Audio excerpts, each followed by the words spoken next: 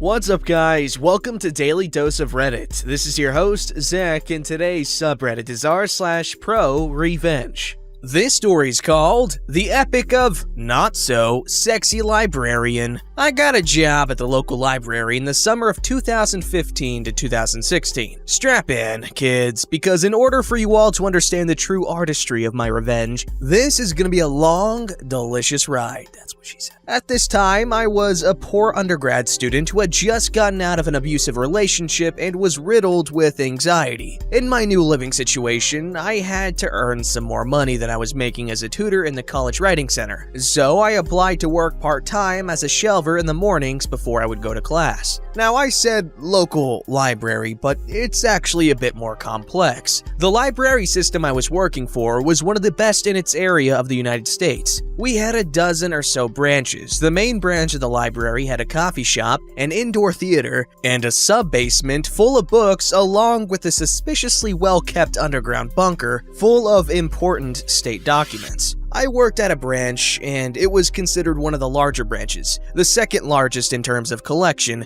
and the only branch outside the main library equipped with a maker lab. I got this job by the grace of some benevolent god, and in part because I have a friend from college who worked in the maker lab that could vouch for my character. After a brief training period in the main library, I arrived for my first day with a box of donuts for my coworkers in hand and a smile on my face at 6 in the morning. Unfortunately, my manager did not arrive on time. Enter the children's librarian, who did show up early to set up for some story time and let my anxious ass inside. Enter our antagonist, who I'll refer to as my least favorite character from Friends, Monica. Monica did not like me from the start. This is in part due to circumstances beyond my control, which I found out after the fact. One of her friends had applied to shelve at the library, but did not get the position because Monica's vouching did not carry as much weight as my friend's, as well as the fact that I was better qualified. She also did not like me because, and I cannot make this up, I brought donuts. See, she worked 2 jobs, one as a barista at the coffee shop and bakery across the parking lot, along with her job as a circulation assistant at the library. She was reportedly quite unhappy with my decision to bring donuts from a competing breakfast chain, while everyone else passed on her bagels. Side note, who even likes bagels? Really? Okay, that's a stupid question, everyone likes bagels. Fortunately for me, I didn't see much of Monica at this time. She worked a mid-shift since her mornings were at the coffee shop, so she was coming in when I was clocking out. This didn't stop her from making sure I was aware of her disdain by taking up space in front of my work locker while she was coming on shift, so I would have a hard time getting my things and leaving in time to make my classes, or my second job. A few months passed, and around Christmas, a couple of our part-time branch assistants decided they were going to retire. This left us in a bind. We had 2 positions to fill, and we were coming up on holiday break, which is a busy time for the library. But something in me, or 4 shots of Jack Daniels at 2 a.m., led me to apply for the position anyway. Again, by the grace of some benevolent god and the recommendation of several people, I got the job. This is a good place to fit this in as well as any. My assistant manager was a good-natured sort of guy who had only started working in his position a couple of months before me. I was the first person he ever trained for both shelving and for an assistant position. The unfortunate truth was that my being trained by someone who was still in training himself showed. My ability to do my job was also hindered by Monica, who tried multiple times to sabotage me. She would tell me the wrong information or stay quiet if she knew I was misinformed. The problem was that this would backfire on her. Monica would tell me something untrue, and when I would be corrected, I never let her get away with it. Part of the reason I had gotten the position of circulation assistant is because I turned in a programming outline for a weekly anime club at the library. I know, I'm a nerd, but you're on Reddit, so. And it had been approved, but stalled in implementation.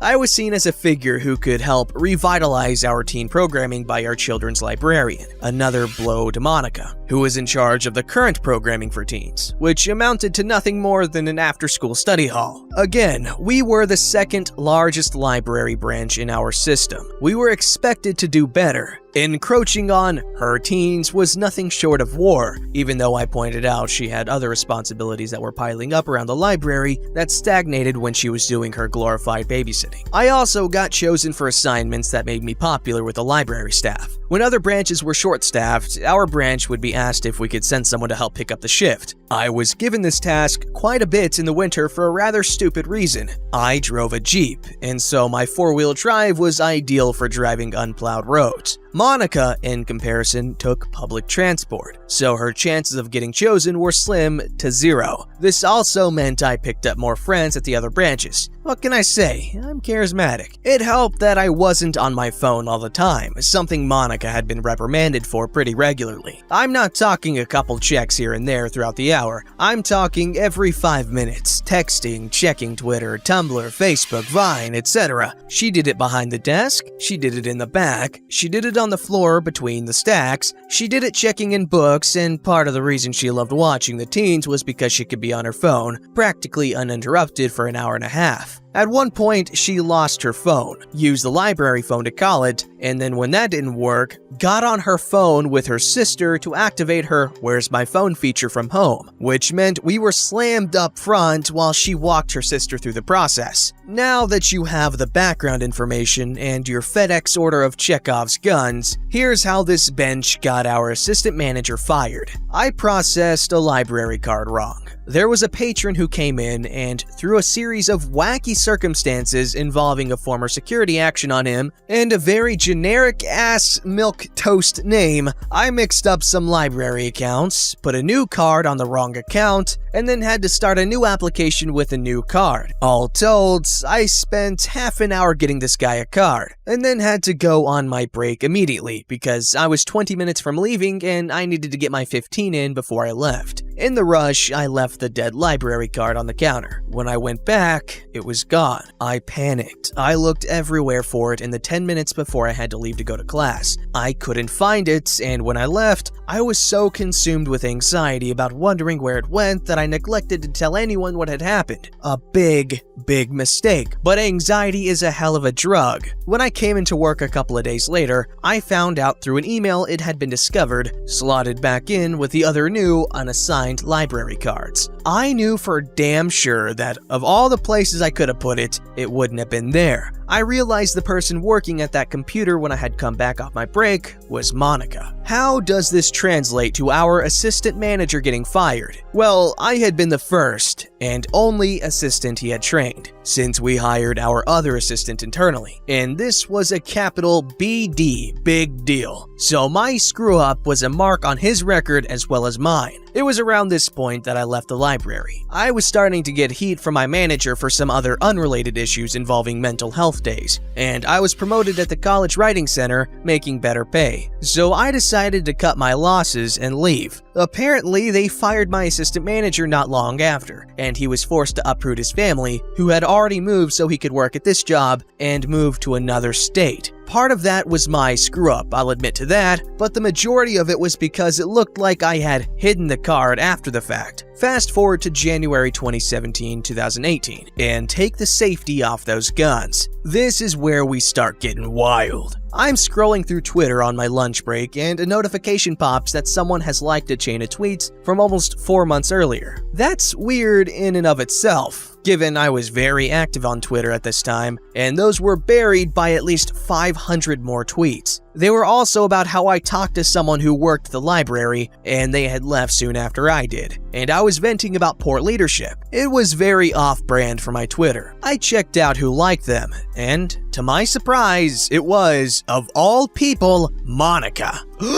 I scrolled through her account and noticed some very interesting things. You see, the Twitter account she had used to like those tweets was a not safe for work BDSM account. Gal surprise! I saw much more of Monica that day than I frankly ever wanted to see. but then I looked closer at some of the pictures, and despite wanting to use bleach for eye drops, I screen capped a couple and saved them on my laptop before going back to work. Later that day, I sent her a message through Facebook. To be honest, I wanted to know how she found me on Twitter. At that time, I wasn't using my real name, and I was posting a lot of incendiary things about the government, the kind of thing you want to stay anonymous for. In short, I was surprised she had tracked me down and needed to figure out where the leak was. When I approached her about it, she got nasty with me. She told me nobody cared about what I was writing, that I shouldn't talk crap about her work family, and that I had only left the library because I couldn't hack it. Then she blocked me, so I was pissed. I remembered months of enduring mistreatment from her, how she'd blocked me from making teen programming better just because she wanted some time on her goddamn phone, how she had gotten me in trouble and my boss fired over some petty bull manure, and all the other microaggressions too plentiful to list. And I decided,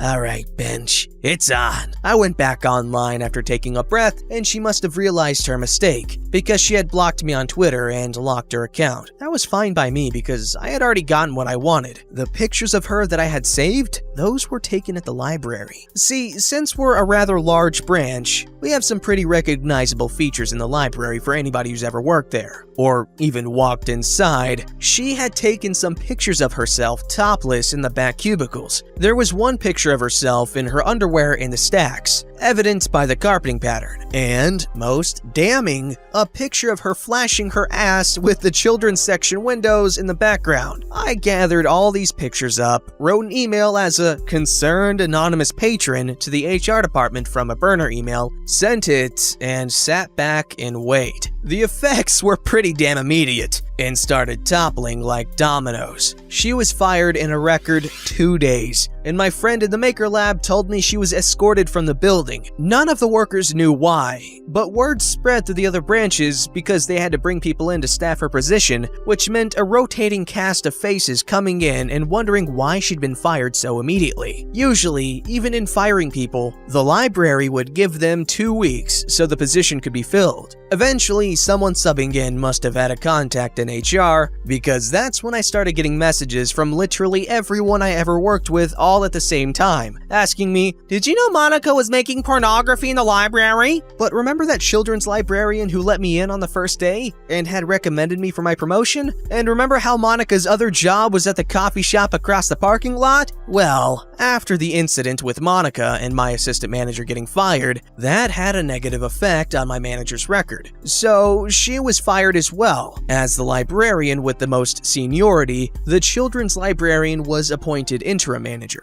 She had also heard the rumor about Monica, but wasn't aware of the details until she got access to those records as the new manager, and saw that Monica had taken pictures, and that some of those pictures were in the children's section, which she was, as you might imagine, fiercely protective of. As it just so happened, the owner of the coffee shop across the lot went to her church, so she found him after service and told him about why Monica had been fired from the library. Apparently, there had been a couple of incidences at her other job where she had disappeared into the walk on her phone, and some employees thought they saw her in compromising positions but were never sure, so they could never take action. After being told about why she'd been fired from the library and that she had been exposing herself, again in the children's section where his grandkids play and pick out their books, he also fired her. But wait, there's more! Monica had also been doing well enough at the library and the coffee shop that she'd finally bought herself a car. Great news, except that once she lost both her jobs, she couldn't afford the payments. Trying to get a new job was also difficult given that her past employers weren't shy about giving her bad references and explaining why she was fired, so her car got repossessed after she missed too many payments. She had also just applied to the college where I was working, so she could get an English undergrad, then a master's in library sciences. She ended up having to withdraw since her scholarship was revoked after she was fired, and she no longer had a reliable way to get to campus. No job, no car, kicked out of college before she even took her first class. Could Monica's life get any worse?